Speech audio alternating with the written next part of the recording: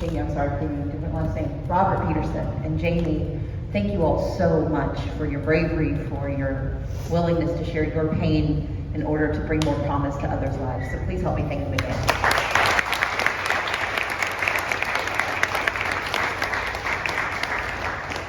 As we think about this election, which is 51 days away, we must constantly revisit what Robert described so eloquently as the dehumanization of his mother and his nephew, of the loss of life that was created by the porous and weak gun laws that Mike describes. We have to think about Jamie losing her mother, and we have to think about the children who perished in Uvalde and the adults. We have to think about every single time we pause in front of our televisions, whether it's what happened in Buffalo or what happened in Colorado. But we also can't lose sight of the specific pain that is felt by the Asian American community when the tragedy visited us here in Georgia, when the murders happened here in our community. The response from the governor of Georgia was not to take up legislation proffered by our AAPI caucus, proffered by those men and women who speak not only with that community, but try to give voice to that community.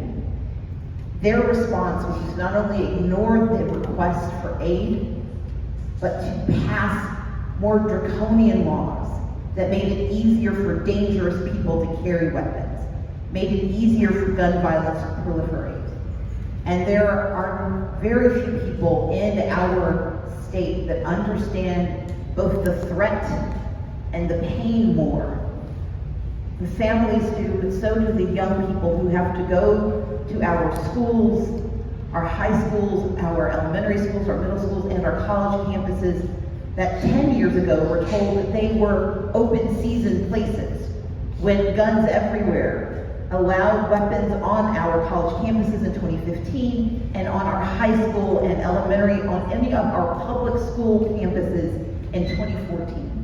And that is why I'm so proud to be seated here today with Riya, who is a college student, and Neev, who is, Neev, I knew I said it wrong, that's why I missed it. Neev, who is a high school student, who have taken up not only the cause of activism against gun violence, but are giving face and voice to the challenges facing the AAPI community that too often is overlooked and ignored in the state of Georgia.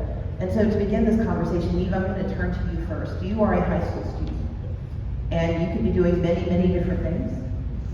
Why is this the issue that animates you? Why are you here today? Why is this the conversation that you're hoping to lead? All right, you guys are here? Okay, so my name is Neev, I'm a high school student, and again, as Ms. Abrams said, why am I here today, right? So conversations like these lead the pathway to change, right? We can't really create change without identifying the problems first. And when we have this conversation here today, and when we include the voices of our youth, right, we're able to motivate change from not just one perspective, but multiple, right? Me being here and Riya being here, we're able to speak out and talk about our experiences, which makes it so our legislature and our future is defined not only by people in Congress, people in the House of Representatives, even our governor, right? We're also inciting these new experiences. And with that, we get to know both sides of the story. Thank you. Riya, you worked on a campaign before you were old enough to vote. You are now a college student who faces the reality of not only gun violence, but the aftermath. You are a student who is thinking about her future. When you think about why this conversation is important to you, what drove you to this moment, and what do you want to see happen next? Well, our generation is very familiar with gun violence as an issue. I was in the 5th grade when the Sandy Hook shooting happened, so we really saw the transition of our schools being places of safety to lockdown drills and active shooting drills, and really having to make that transition. And the mindset shift of schools not being a safe place anymore. And you did say I worked on a campaign before I was old enough to vote. I worked on your campaign back in 2018. And I know where you this year for the first time, additionally. And I'm here because conversations like this, including youth voices, specifically AAPI youth voices, is so important current governor would never do. Our current governor has consistently ignored the voices of his constituents, of the people he's representing. And I know that these conversations won't end once you get elected. You'll continue to have these conversations and continue to bring people into the conversation rather than shutting them out. Neev, when you hear about the governor's response to violence in schools, this idea that we need more police officers in schools, that we need to harden schools, more magnetometers, more school resource officers, arming our teachers and staffers. As a young person who is attending our public schools right now, is that the answer that you want? And if not, what do you think a better solution would be?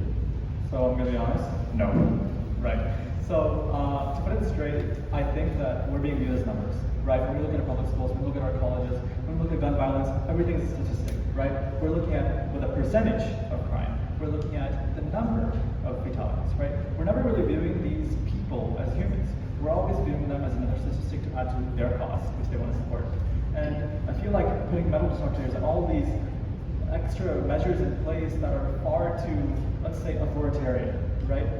Why can't we target the problem at its roots, right? We discuss how we can facilitate the crimes that happen when they're about to happen. But why can't we facilitate them at the root, which is accessing guns, right?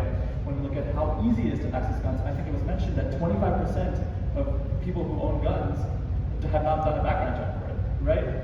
Things like that, when our governor, specifically, Brian Kemp, states that we should have these measures in school, it doesn't really make sense to me. And there's also legislature that people are trying to put in place to have teachers carry firearms. You don't fight fire with fire. We know these people, right? And I think that, to me, it feels like I'm being dehumanized. I feel like I'm a number, I'm a statistic, and this entire thing to put metal detectors and all these things in place is just to get an extra token, a bonus point, for pretending that they care. Riya, you are nodding very vigorously. What do you want to say?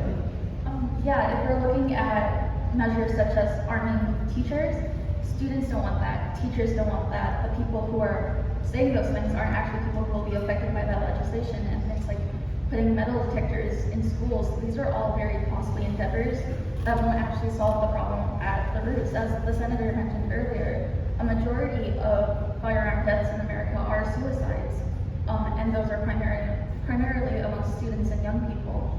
So if we're going to put in the money and the effort into putting metal detectors into schools or arming teachers, a much better use of that time and money would be increasing mental health resources in schools and really solving this problem from the roots rather than just putting a Band-Aid on it. When you talk about solving the problem at its roots, one of the realities of Medicaid expansion is that Medicaid expansion would provide access to health insurance that could be used to access mental health.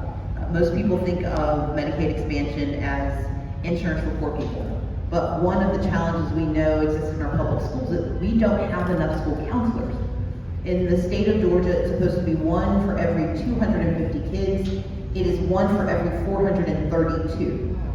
And the reality is, even with increases in funding, we don't have staffing because there aren't enough people who have access to mental health care insurance to pay for the services to bring those mental health professionals to Georgia. And so if we were to expand Medicaid, we would not only create a pool of resources, we would actually be able to hire people to provide the services. But when we think about the provision of those services, Neev, I want you to talk about what it means to not only have students who have access to mental health support, but what it would mean to have students who have it, but parents who don't. Why is it important for this to be a holistic conversation? As a young person who's focusing on gun violence, why is it important for the whole family to be a part of both access to services as well as access to protection? Right, so when we discuss gun violence, when we discuss mental problems, right? Specifically when it comes to the upbringing and the roots of family, right? We can also tackle generational trauma in this sense. When we look at families that have been uprooted in certain views or values that kind of carry on to the next generation, it's important to tackle that. We can't just say it's instilled, so let's let it be instilled. No. Let's try to provide these resources to entire families, so if something is to happen, or if something is uprooted, we can tackle it. Even if it tackles it by 10%, 10% is better than nothing, which is what we have right now, right? As a student in high school right now, there are not enough resources. My counselor, typically, it takes a week or two for them to get back to me. There's nothing wrong with that. I completely understand that. It's because we don't have enough funding and because we don't have enough resources. So if you're not able to get those resources at your school, they should be available elsewhere. And that's how we were talking about Medicaid, right? So when we standardize these resources and we look at equity, not equality, which I think is really important to focus on, and personal needs, I think that when we support the family as a whole, we're able to tackle a lot of the problems that come with upbringing, right? And with this, we can actually create less people who will be more inclined to commit these crimes. Again, it's all about the roots, and people's social economic statuses also motivate them to do these things, which sort of motivates me to be here in the first place. Riya, we know that representation matters. And this year, in addition to refusing to take action on legislation offered by Senator Al, we also know that the Republican majority intentionally drew her out of her seat to reduce the power of the Asian American population in politics. That there was not only an attempt to, or a successful redrawing of her seat, but that there was also an attempt to push communities of color, namely the AAPI community, off of the school board. And that this was all sanctioned by the current governor. When you think about being an Asian American woman in Georgia, when you think about your future, both as a voter and as what I can only guess will be your political rise to prominence, although you haven't said that, I can tell. Can you talk about why it matters that we have a governor who actually believes in and respects representation as part of how we build a stronger Georgia? Well, Georgia in itself is a very diverse community. I grew up in Cobb County. I went to a Title I high school in Cobb County. And as you mentioned, we only had a few counselors for the entire school of about 30,000 students. And the counselors were also not focused on mental health issues. They were focused on the kids graduating high school, on getting these kids into college, on writing recommendation letters and such. So we come from counties in Georgia that have very big amounts of diversity that aren't really being represented in our current office. Unfortunately, the senator's experience with having the district lines redrawn are not isolated. Within Cobb County, we've had a lot of our people of color and a lot of our representatives being drawn out of their own districts. Even Congresswoman McBath has had her district significantly changed in this upcoming election. So it's not an isolated incident where this happened to one person one time. We're seeing most of our people that are actually representing the constituents of Georgia properly being drawn out of their districts continuously. This is going to happen every 10 years until we actually get a change in our government. Well, since you're holding the mic, I'm going to let you make your final statement. What do you want the folks here to know about gun violence, about the AAPI community, about this election? I would just like to say that gun violence is not an isolated issue. It's related to racial justice. It's related to mental health. It's related to public safety and LGBTQ plus issues and domestic violence. It's not an issue that stands by itself on the political battlefield. And electing someone like Leader Abrams to our governor's position will completely change the way that Georgians are able to speak about their issues and their problems and really be represented in their government. Neev? Thank you. So I think that we should also focus on humanizing these cases. And as I mentioned earlier, I think it's really important to not look at these situations as numbers and statistics, and to focus on the socioeconomic statuses that drive them, right? And if we tackle the roots of these problems, and if we tackle the foundational views that people have that cause situations to even be created in the first place, we can create a better future. And with that, Leader Abrams would be perfect for it. Thank you. Thank you. Thank you.